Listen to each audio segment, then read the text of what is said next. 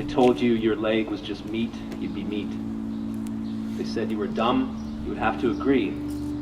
If they said your bird brain was a box, you would not cry. And if they said you weren't even a bird, you would not fly. If they said your breast was worth $6.99, you would not haggle. And if they told you how they liked it, you would be that way. If they asked, "Can I eat you?" you would die. And if they told you to pray, you would flap your wings. If they said to lay 6 a week, you'd lay 8.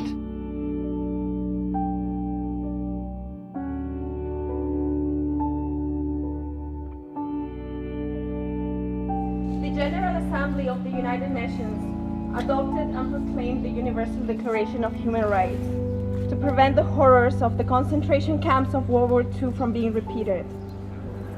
Only by recognizing every human's fundamental rights without concession could there be any chance of an end to similar tragedies. Thus, the UN declared that respect and dignity for human beings are the foundations for freedom, justice, and peace in the world. In 1970, 22 years after the Declaration of Human Rights by the United Nations, the term speciesism was coined to describe the discrimination of sentient beings because of the species they belong to. Similar to racism or sexism, speciesism has no justification. However, we are still living in a speciesist society. In every corner of the world, other animals are considered property and their interests have no value. Living machines because their needs are irrelevant. Toys because entertainment is more profitable than their well-being. The value of their lives depends on their market price. Although we can hardly bear it ourselves, we have gathered here today to show society the consequences of speciesism. Each and every one of these bodies was once an animal like us. These animals just wanted to live their lives, but speciesism didn't allow it. The discrimination they suffered because they weren't born humans didn't allow it. We're here today in deep sorrow, mourning all of them. For all the animals waiting for their turn in slaughterhouses, for all animals in labs, for all those in circuses, zoos, aquariums, and marine parks, for the ones that suffocate in the fishing nets. But we are here also filled with hope.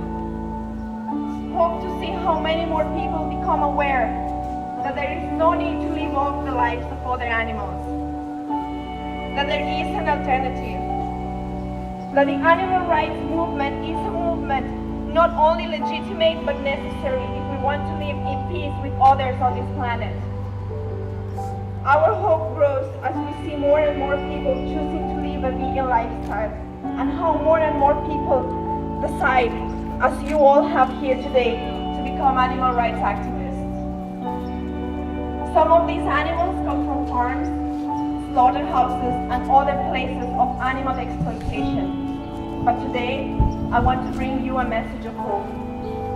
I know it's hard because you are holding victims, invisible to society, but whom you recognize and embrace. Hope because you are part of a social movement, new but strong, revolutionary, that wants justice for the defenseless. Hope because hearts like yours will bring the revolution of animal rights to the world. Hope that the activism of brave people here will make history. Fill your heart with hope while you hold the bodies of these animals, while you hold the images of the forgotten victims, and think of a better world. Never fear. You are part of the most altruistic social struggle in history. You are the seed for a better world. You are the hope, the only hope for millions of animals. Raise your head up proudly and say, I am part of the animal rights movement. For them, for the animals, for a better world towards veganism and an end to speciesism.